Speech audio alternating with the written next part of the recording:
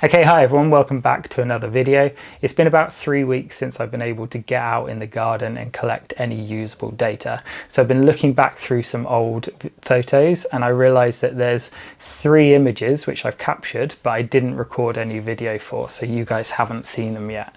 So what I thought I'd do is quickly jump into the computer and show you those images now.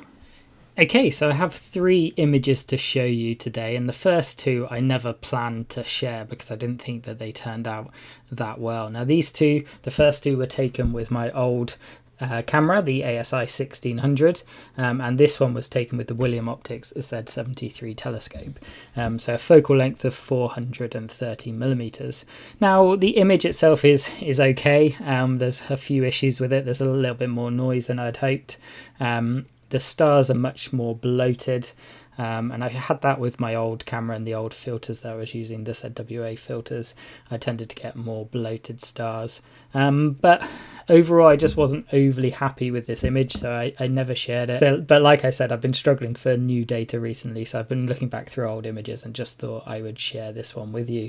This is about 7 hours worth of data across the 3 filters, so the HA, the S2 and the O3. And I think it was quite evenly split across them. I will put the details up on screen now. So this is the first image. The next one is of a target which is in a really awkward position for me. So it's the Thor's Helmet Nebula, and this is really low on the horizon and also is just in a gap between my house and the neighbour's tree. So I get very little time on this target. And this data actually sat on my hard drive for about 3 months before I even looked at it, purely because I didn't think I had enough data. And this image is made up of just 2.5 hours worth of data across the HA and the O3 filters. It was taken with the ASI 1600 mono and the Skywatcher 190 Maxitoff Newtonian telescope, so 1000mm focal length. And yeah, I was really pleasantly surprised by how it turned out with the such little data that I had. I wasn't expecting enough for an image, but it actually doesn't look too bad. It's never going to win any awards, but it's nice to see some detail in Thor's helmet, and you can definitely see how this target gets its name.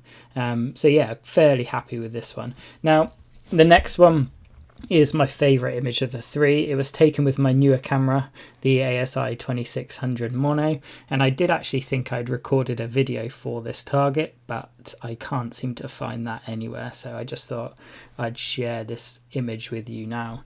So it's obviously the Bubble Nebula, taken with the 2600 and the Skywatcher 190 Maxitoff Newtonian.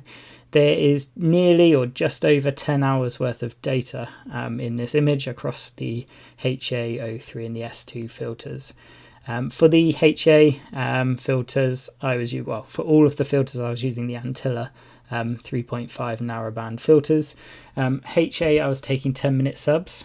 So I wanted to push my mount a little bit, and I was taking 10-minute exposures, and I managed to capture 16 of those. For the O3 and the S2, I went back down to 5-minute exposures because there was a bit more cloud around, and I captured 39 S2 and 56 O3 subs. So about 10 and a half hours worth of data, and I'm quite pleased with how this one turned out. Maybe looking at it again a few months after processing it, maybe I pushed those colors a little bit too far, but I do really like the detail in this target. So I like the detail in the bubble itself and around the edge, and there's a lot of nebulosity in this image as well.